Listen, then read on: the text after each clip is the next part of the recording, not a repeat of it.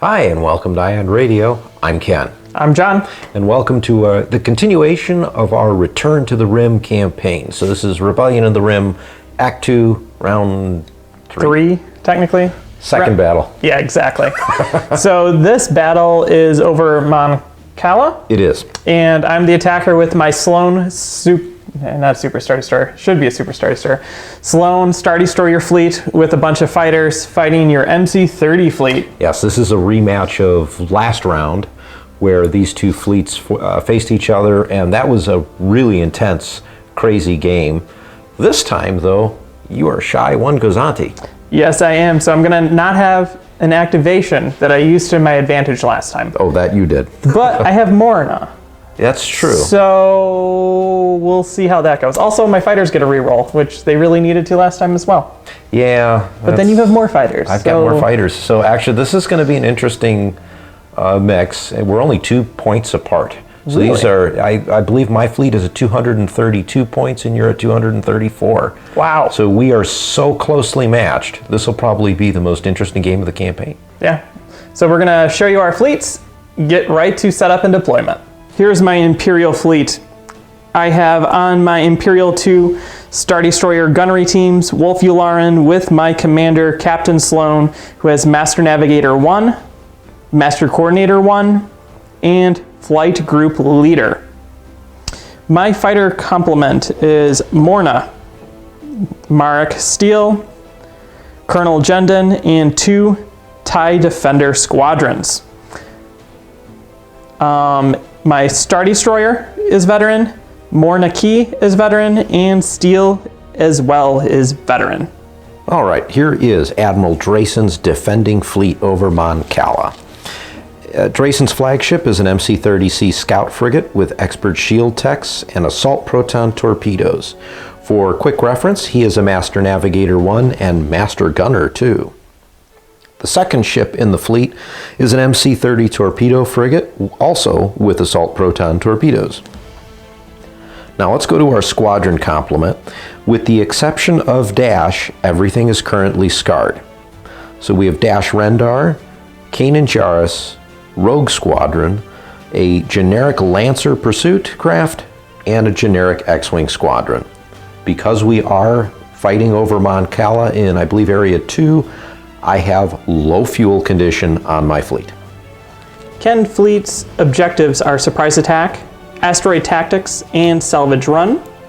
This planet adds in recruit allies. So I have a really hard choice of what I want to take.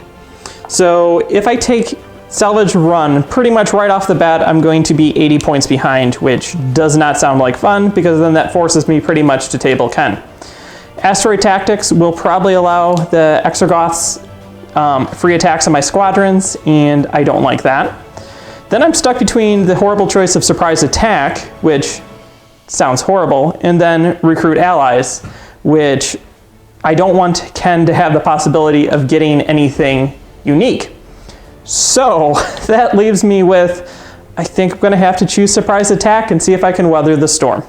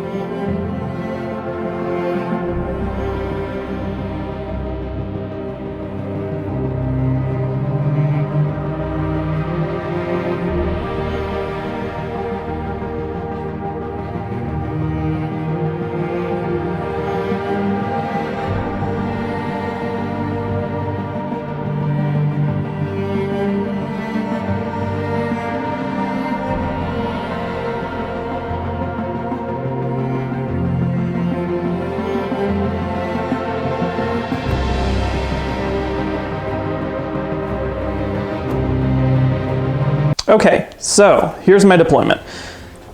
Surprise attack says I have to start here, so I did. It's in a different place though, if you've noticed. I dropped all my squadrons here. Star Destroyer then spent a Spynet token to redeploy. I still technically have to redeploy on the station, so I decided to move it toward that corner where Ken's ships are. So that's my deployment. I start with a nav and a squadron token. All right, so here's my deployment.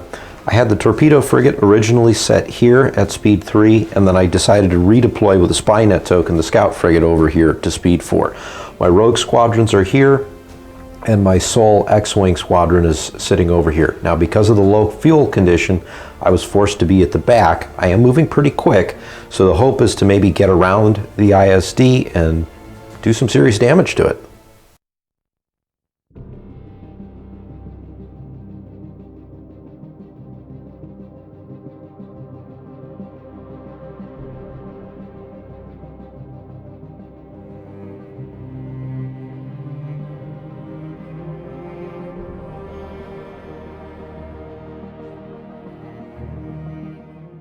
All right, so at the beginning of round 1, we reveal the first raid token, which is a squadron. Oh, Get your crappy tokens away. I got nice acrylic ones. Okay, so let's see, what do I want to do with that? I think what we're going to do is reveal first, because I only have one ship. Squadrons. We're going to spend this dial out to get rid of it because I got nothing else to do with it. And I have no attacks, I believe. I think we're out of medium range for this. Mm-hmm. Just out. And just out of red range. So what we're going to do is very, very risky. But we're going to spend this with Wolf Yularen, getting it back, to drop to speed 0. Your turn. All right, I'm going to start by activating the Scout frigate. I have squadrons because I'm expecting you to come in. I believe I'm in range here. I am. I'm just going to move this X-Wing a little bit out of the way here just to protect him for a moment. That, and I have to do something with the squadron dial. I have no shots because John has conveniently put himself out of harm's way. So let's spend the token, dropping myself down to speed 3. And because of Master Navigator 1, I can go to speed 2. And then I'm going to move forward 2 spots, just kind of hugging the rail here. And that is that activation. Activating the other MC-30, the Torpedo frigate, I've got a nav. So we're going to use that as a dial. No shots. So we are also going to bring this down to speed 2. Do our side slip, or as John calls them, jig jogs. And that will keep me, we'll be in range, but out of blues. And now we go to squadrons. Start of squadron phase. We're going to start by moving my 2 TIE defenders as far as they can this way. And this one's going to land right behind it, and they're caught in my range ruler. Like that. Over to you, Ken. All right, the Lancer is going to move 4 in the general direction of these TIE defenders, but we are outside of its range. And I'm going to do the same thing with Dash. Again, trying to keep these somewhere close by. Okay, we're going to activate Morna. We've pre-measured this because it's really, really close, but she's able to just move far enough forward to hit your Lancer. Do you mind putting the 1 down just so? Yeah, we're just in there. Look at that, just in there. So with that, she's going to attack with 3 black dice against your ship. If she gets 3 hits, she kills it. Yep. For 2, that's super frustrating. So we're going to spend the veterancy to re-roll this one. We'll wait. For a hit, Right, killing it. so that is 3 that will take out the Lancer, but that's okay. I didn't particularly like that Lancer anyways. Okay, and then the next ship, this guy, the hero of the Empire, is going to fly forward like that. All right, so here's the rogue squadron moving over here, and Kanan following right behind. Okay, my last squadron, Jendon, is gonna fly over to here. And then you have Kanan tricks. So Kanan will cloak just to move a little bit closer. You're moving into engagement range? I think it's just out of. Is that where you want to be? No, I actually, no, we're in. Man, your dice rolls have been pretty good here, but I do have a brace, so I'm going to do that just to keep Morna where she's at. Okay, sounds good. And that is it for round one, an eventful round. On to round two.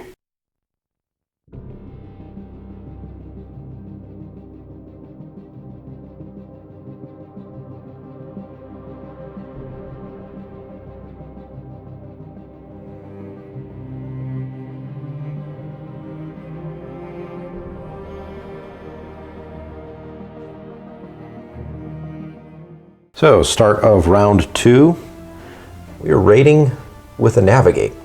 Oh no, all right, navigate. Unfortunately, you probably have Squadrons selected, but we're going to find out. I do, who would have thought? So, we have to activate the ship. We're activating with Squadrons. And after looking at it, I think I'm probably going to stay at speed... Zero?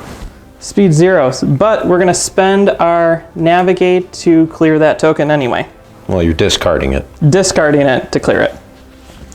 And then we're going to spend this token with Wolf Yularen, get it back, and activate 5 squadrons. So let's see where I can move. Morna will not be able to move to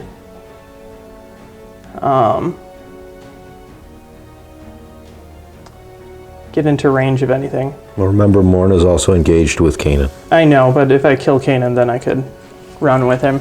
So probably gonna just have to stay there. But all those defenders and fun things in the front there are going to attack. Where's my range one? So clearly all those guys have range. So we're going to start by moving this guy to here. And we're going to bomb into the front of your ship. For a crit. Ah, and TIE defenders do have bomb, don't they? They do. And I get rerolls as well. Yeah, that's bogus. All right, so we'll take the hit on the front. Then this guy is going to line up right here and is going to do the same thing for a hit. And take it on the front again. Then the hero of the Empire is going to fly in. Yeah, you're good. And hit you with 2. We're going to change that to a crit for a hit crit. So we will spend a redirect, it's this one, to push 2 to the side. Okay, and then we're going to attack with Morna against Kanan.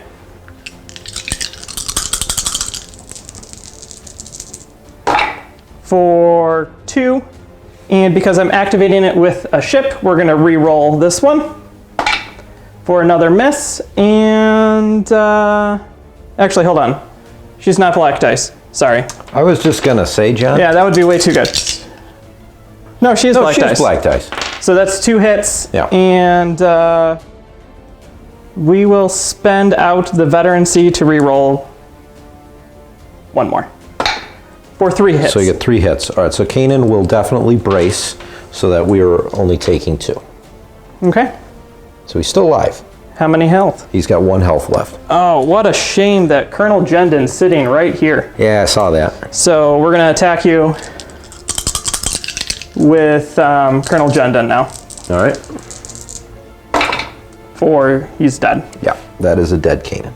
And then Colonel Jendon is going to move And we'll move over to here. Morna stays where she's at. Now we get to the interesting shooting phase. So we have long range to both these. So this shot's going to go against that ship's side, and this one is going to go against that ship's front. Okay. With 4 reds. So we're going to do first against the ship that I've already started to attack with 4 reds. You can't spend your green redirect, take 3. All right, so we are going to cancel or use the evade on, that crit there. And then I will spend out the redirect for the other 2. And we're going to push 1, 2. Sounds good. Then we're going to make the attack against the side of your other one. Take 4. Take 4. Cancel out the double. We're canceling out the double. And then I'm going to redirect 2 to the rear. Perfect. And then I stay at speed 0 to you. So let's start with the flagship, the scout frigate. I've got a navigate dial. I'm going to use it.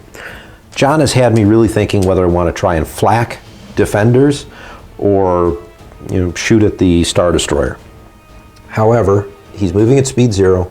I've got him double arced, and I've got the concentrate fire capability. So we're going to fire at the ISD. So let's start with my front to the front of the Star Destroyer, which gives me a single hit, and I'm going to then go ahead and use the concentrate fire command now to get a second die, which is 2 hits on the front. So I'm assuming you're just going to take it on the front. I have no other choice but to take it. All right, this might be the most damage I get on this thing. My second shot is from my side to the front of the ISD. Again, 2 dice for 2 hits. Okay, that's what I expected. So I'm down to no shields in the front. Yeah. I was hoping for a little bit more. So now I have to move, and using the dial and my Master Navigator ability, I'm jumping to speed 4. And do a little jig jog at the end here, which puts me, I believe, only in your side arc, which is kind of where I want to be. Very good. So let's start now with the torpedo frigate. If one dial wants to come with, it's a nav. We're going to use it as a dial. I'm going to be flacking all the squadrons. This one TIE Defender has a double arc, so I will get 2 shots on him. So let's start with the one closest to me for a hit. Okay. The one behind him, this is all out the front, is a hit. And then against steel, I get an accuracy. How kind. And then I'm going to fire the double one out the side here, so that's 2. So it'll be 1, 2, and none. And you have Jendon as well, right? Because you're blue. Do I? Yeah. I do have Jendon, so we'll make the shot against Jendon. Thank you, John, but it doesn't matter. So this is 1, and he was 2. All right, now, for purposes of movement, I actually just move these guys out of the way for a second. I want to see where we might land if I increase my speed. And I think I'll be okay if I do this. Okay. So I'm going to increase the speed on the torpedo frigate to 3. And using the dial, I'm going to move just a smidge.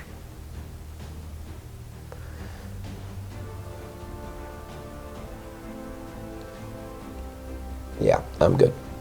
Okay. So then Merrick moves back. TIE Defender goes over here.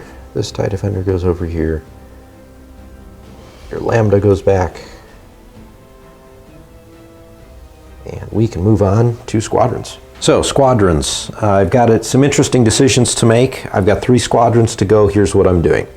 We're going to take the generic X-Wing Squadron, and we're going to plop them right here. This will engage all of your Squadrons, so I'm going to keep the TIE Defenders kind of where they're at. Dash, on the other hand, can move all the way in. I want him to be engaged with everybody, which will give him a couple re-rolls. So there's a TIE Defender here at 4 health. We're going to attempt to blow it up. So here we go with 4 dice. I've got lots of accuracies, but because I'm engaged with 3 squadrons, I can re-roll 3 dice. So let's see what happens. Well, you're going to get 2 hits on it. And I still survive. But see, now we're getting interesting. We've got 1 left to go. That's Rogue Squadron. I could put him over here, but I really want to try and do something with Morna. So I'm going to move him as far over as I can, staying in range. And we are going to have Rogue Squadron shoot up against Morna. 4 blues.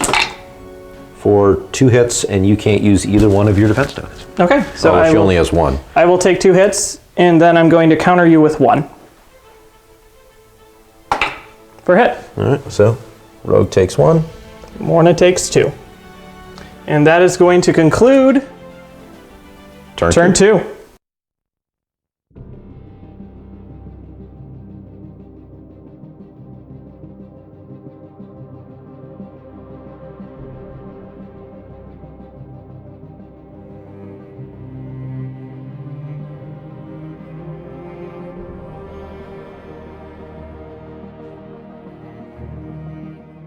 Start of turn 3. Ken, what is that last dial? The last dial is another squadron. So I get a squadron thing. I'm gonna reveal a squadron.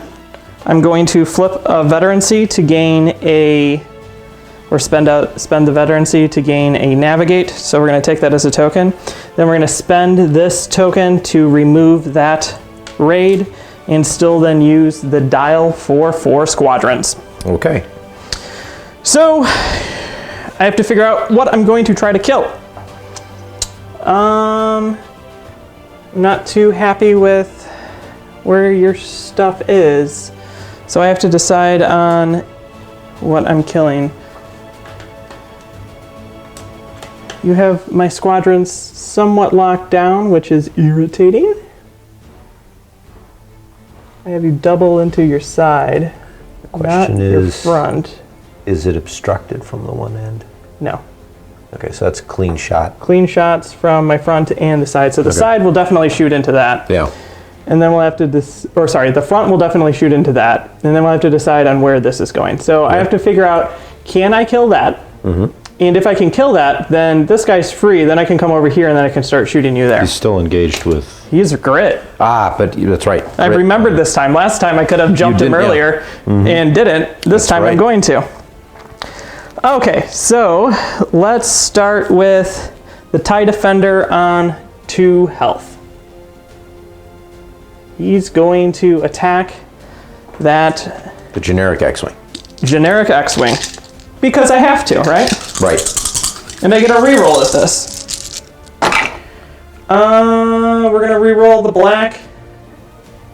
I'm gonna leave you on 1 health, like always. For that. That's 3, so that is definitely the 3, but he is left at 1 health, like you expect. And then the other TIE Defender's gonna attack as well. For he's dead. Yeah. He's really dead. That's what I needed earlier. Yeah.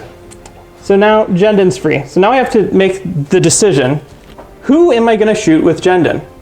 And I think the answer is going to be, we're gonna shoot into the side here and see what happens. Okay. Or not Jendon, Steel. Steel, Man, I can't. Right. Well, it's because Jendon's going to be doing the second shot. Yes, he is. Who would have thought? For take a crit into the side. Crit into the side. I'm going to redirect to the front. To the front. These evade tokens are useless. And then Jendon's going to go. And Jendon's going to do the same thing. Yeah, he's going to make Merrick make the shot. Yep. Again. For hit crit. Yep. So I've got, what, 1 shield? 1 shield. So we're going to spend redirect to move 1 shield there and then take 1 on the side. Okay. And then we're going to take these attacks. So front of the Star Destroyer against the side of the torpedo frigate. Of this torpedo frigate. believe we are at close range. Yes. Did I put myself there? Yes. Yep. Right. So theoretically, that's 1, 2, 3, and then 4 hull damage. So if I roll 7 hits, you're dead. Yes, I think so. Or he's already spent out an evade, so it's 5 hits with an accuracy, or 7 hits without an accuracy. So here we go. Is that enough dice? Yes, it is. And You don't have 1, 7 2, hits. 3, 4, 5, 6. 6 hits. Ooh, so I don't think there's anything I can really do shenanigan-wise, unless it's a structural. So, all right, we're going to redirect to the rear. So we have 1, 2, and then 3. So that's 3. So 3 more hits, and the first one comes up as a crit. Projector misaligned. Your hull zone with the most remaining shields loses all of its shields. So you can pick the front or the rear. Well, definitely going to be the front. And then flip this card face down. And then I take 2 more. So I'm still alive. Yeah, so that actually makes my choice pretty easy. I have to go for kills, not for anything. So we're going to shoot from the side into that side. 2 reds and 2 blues. I need 1 hit. There's the accuracy. There's 3 damage. He's dead. That ship's dead. Then we're going to spend this token to increase our speed. And we're going to increase our speed to speed 2 with Master Navigator, and we're going to start getting on out of here. Like this. I give you a double arc in the back, but I don't think it's going to really matter. I don't think so. But we are at close range. We are at close range. So, flagship, concentrate fire, I'm going to use it. I wasn't exactly expecting this to be how we would be situated, but it is what it is. I have a double arc shot at close range to your rear. So let's take that shot first. So I've got my rear to your rear. That's a red and a black. Solid. Wow. Wow. That's pretty solid. That really kind of sucked. So what I'm going to do is I'm going to spend the concentrate fire dial on this one and concentrate in a black for a hit crit.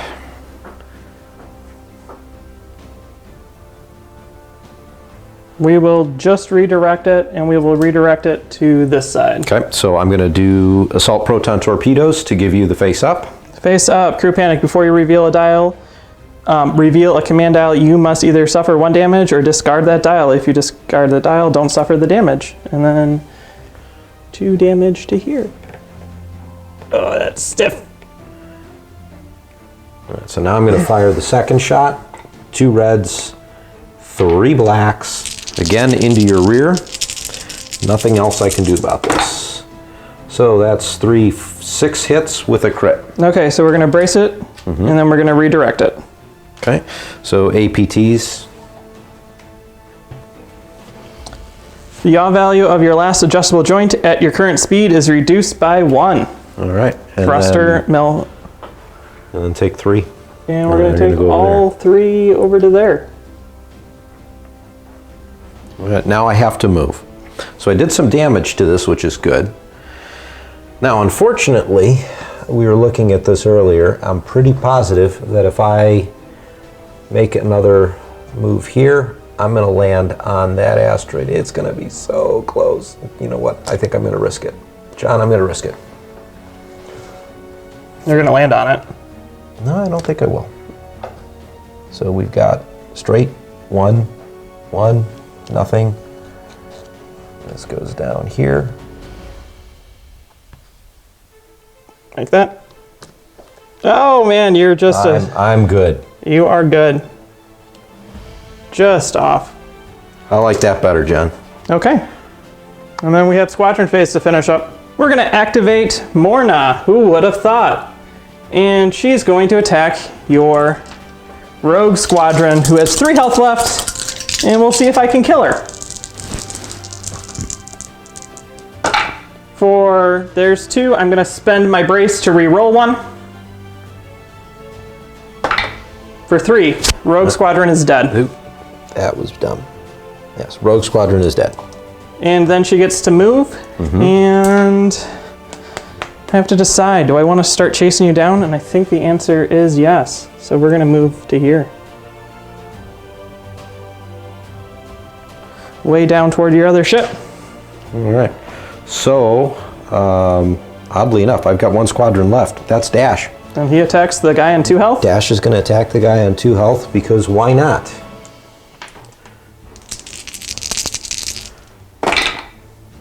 Two hits, he's dead. So I take something out. And then I'm stuck there. So on to turn 4, I believe.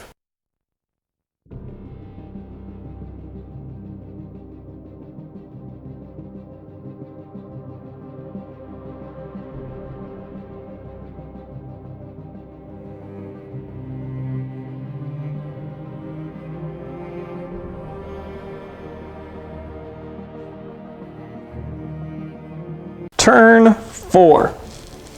So I don't get hit by a raid token this time.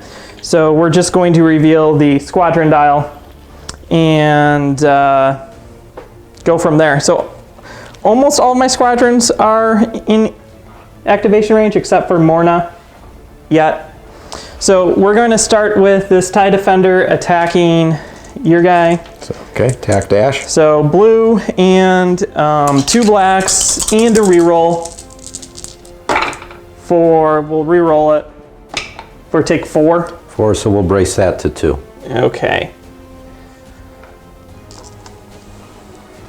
And then I'm going to move this out of the way because we're going to be flying right over here.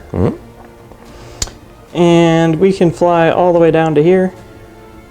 And we're going to land about here. And I'm going to start measuring. Doom, doom, doom. Sounds good. So we're going to shoot into your side.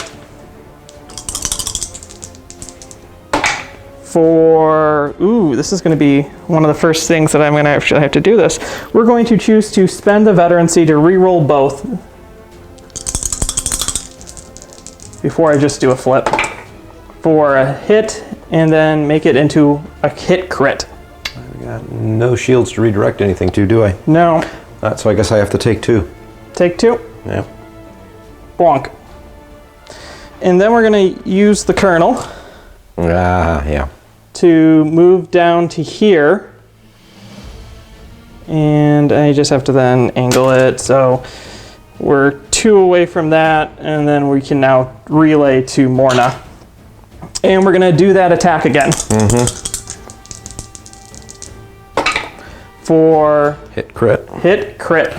So the crit is damaged controls. When I overlap a ship or obstacle, I get an extra face down damage. And then a regular hit, so we're halfway there. It's now crippled. Okay, and then Morna is gonna come in. And land a finishing blow. That's the goal. Morna's gonna fly as far away as she can and still hit you. Where's my distance? 1. So right there should do it. That's not gonna be... There. Are you fine with that and saying that I can hit you unobstructed? So remember that it's based on the closest angle, so here's your closest spot, right? Yep. So it'd be off the 4. If you move it a smidge that way, then I would say yes, because your closest point is there. Okay. And you're not hitting it. That would be unobstructed. Beautiful. Okay, here we go. 3 blues. That's 2 hits. 2 hits, which is all you need. So 1, 2, that is a destroyed MC-30. This was not as close as the previous matchup. Okay, and then we're gonna flak Dash with 2 blues for a hit. All right. And then from the front for 2 damage. Which he'll brace and only take 1. And then we're gonna move and do that.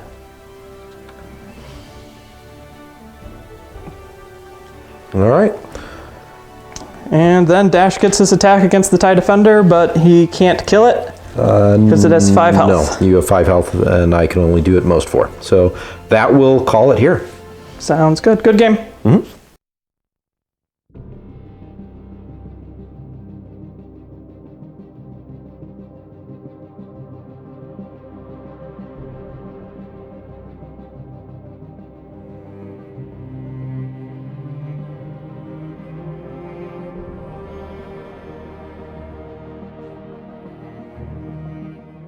So that did not go quite the way I had expected it to go, for a number of different reasons though. So quick recap, I mean, clearly John won 232 with the table to 16. So when I first deployed out, I used the Spynet token, well, you used yours, yes, and moved your ISD to the front. I think you explained that you did that because you just wanted to kind of put me in a bad spot. I did. And then I decided to use my Spynet token that I had and then move my scout frigate all the way over next to the torpedo frigate. So here's why I did that. My assumption was you would try to speed up a little bit, take the X-Wing, and then move, because that's all you really needed to do to win this particular battle. Correct. My hope was then I could keep my guys at full speed, get around to the side or behind you, especially with all the nav dials that I was planning, and then hit the backside of that ISD and hope to do enough damage to that before your fighters could really get into play. I think in retrospect, I may have also probably been better move the other ship onto the far side and then maybe concentrate on the fighters and ignore your ship altogether maybe, because that ISD was going to swing up and then hit me from behind. What do you think? So whenever I choose an objective and like in the campaign, it's force first player and force second player, which has its ups and downs. But for me, that means that I can force you on a back foot. So I took surprise attack knowing that it's either you're gonna throw me in a corner, which I'm fine with, or you're gonna throw me forward, which I'm fine with. And then I have enough token shenanigans that regardless of what you were gonna throw at me, I was gonna be fine getting rid of them, which you kinda saw. So surprise attack didn't matter. No, it really didn't. So then I intentionally deployed my Star Destroyer behind it, so then you couldn't get any measurements of range. And then I was able to deploy my squadrons pretty much in the middle, dead middle of the table, so no matter where you went, I could then throw it toward it. So when you set up everything down here and one ship over there, I redeployed to challenge that ship, because the ISD versus one of those ships, the ISD is gonna win every single time. I honestly thought you were gonna take that ship and move it over here, but if you did that, then I could just curve around and hug this side of the board. Really, the ISD then could just follow that edge so that you can't get behind me. So then you're either going to be in my front arc or not in range because of the way you would have to turn, because you really want to turn into the edge of the table to run off. Right. No, so that was my plan the entire time, to jump over there. So then you either have to come into my front guns or try to run off the table. And I was intentionally trying to avoid your front shots, and I, with the scout frigate, I did a pretty decent job of that. Torpedo frigate, I needed more speed, and I just didn't have it. One other point of note, we realized I did not use my, what was the expert shield tech on the scout frigate. I think it was for 1 or 2 shots. End of the day, we kind of played out the next turn that would have happened and you would have killed me anyway. So it didn't really have an impact in this game either, but I was really irritated that I forgot to use that on film. Yeah, so when we ran through it, you would have spent out in or redirect.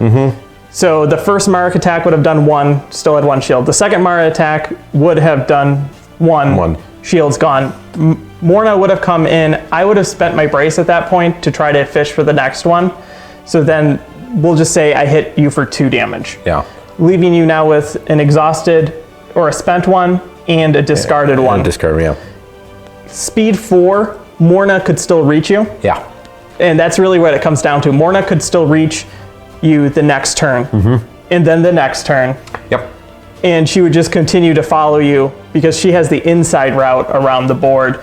And then I pull back Jendon and Steel, and then I launch my fighters the next turn in, and then It just saved time, actually. The way we actually figured it out, there was a 1 shot in a million that I could have survived that assault, and it just wasn't going to happen. Yeah. So, you know, that's the way the game goes. So, I mean, that does throw another victory point into the Empire. Spoiler alert, John wins this game a lot. And a little bit of change in terms of experience points. So you actually wound up getting 3 experience points out of this battle because you got 2 of the overkill. I forget the specific term. I got 2 just because I lost, which puts Sloane is now at 4, and oddly enough, so is Drayson, also at 4 total points for commander experience. This is not looking good for the Rebels. No. That's why it's a second campaign, and although we're calling it Return to the Rim, it should probably be called The Empire Strikes Back. Yeah. So this will conclude the second or the third round that we're in? Third round. Yeah, third round. So we're going to get to the management phase. Management phase. For this, find out what we bring, find out how we upgrade our ships, and then see how it affects the map moving into the next round, which would be Act 2, Round 4. All right, so here we go for the management phase. We're going to do this a little differently, at least in our presentation, just to make it easier for you guys to see what we're doing. But we are going to run through the steps. So the first thing to do is determine what happened with the battle effects. John, why don't you lead us through that?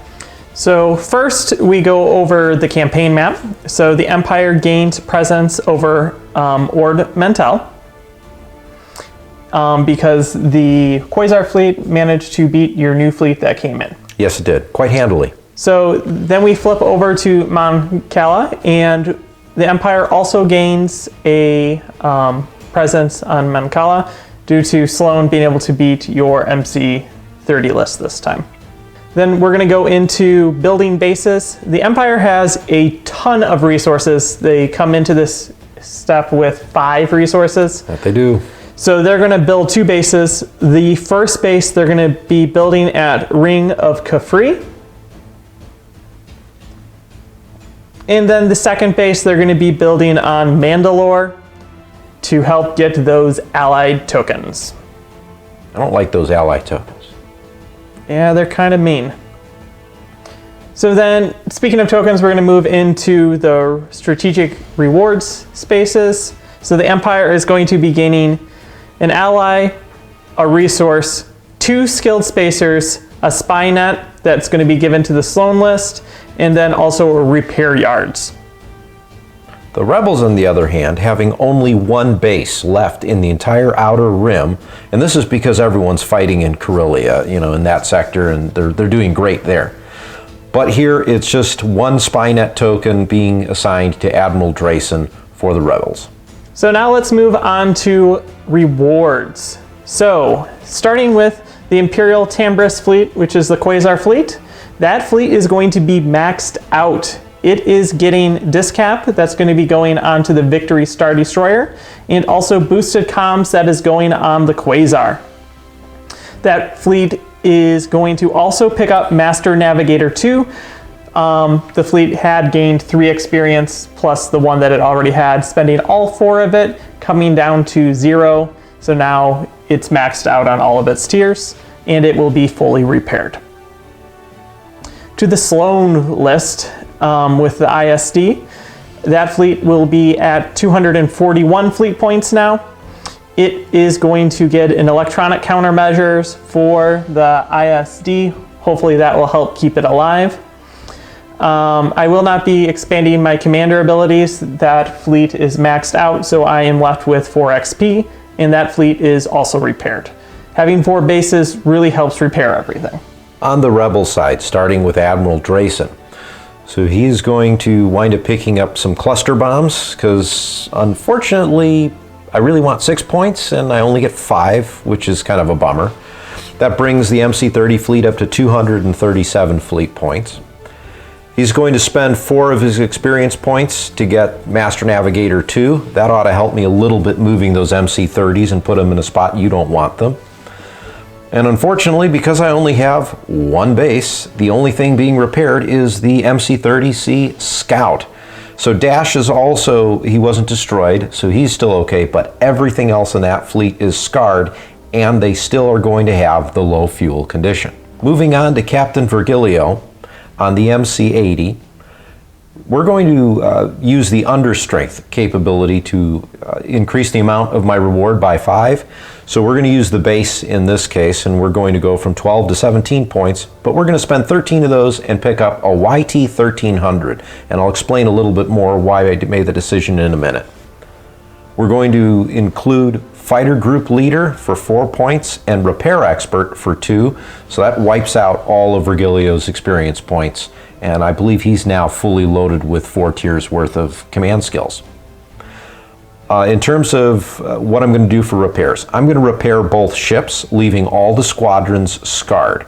And this is why I decided to pick up the YT 1300. It gives me 7 instead of 5 hull points, which kind of counteracts 2 of those 4 squadrons being hit.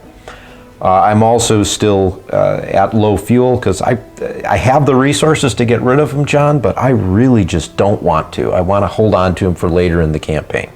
Well, we're at the end of this round, John. Yeah. So while we were doing all of our math, I'm just looking at this board and I actually got really, really angry. Like, Ken can vouch for me getting angry. I've since calmed down, but it frustrates me the way the rewards take place in this campaign. Mm-hmm. And I was actually really angry for you because missing rewards, like, there's nothing that you need or want in the defense retrofit for 5 points. Mm-mm. 5 points. What are you going to do with it? So we had an extensive talk, took notes, and we're going to get back to you guys at the end of the campaign with a whole bunch of changes that we would make again if we were to play again. So stay tuned for that, because that will be a full new updated house list. And it's probably a couple shows away, but we'll get to that soon enough. But we are going to conclude this round. So John has 2 points. The check is at 4. So round 4 is next. We will be bringing that to you in just a few weeks. That's really all I got to say about this particular management phase. So below, you'll find a whole bunch of links to where we are on all the social medias. You can comment on them, join our Discord, add a like, subscribe. It's big for us if we could get more subscribers. And yeah, that's pretty much it. But definitely join up, leave your comments below, let us know what you think, because we'd love to hear from you and talk back to you as well.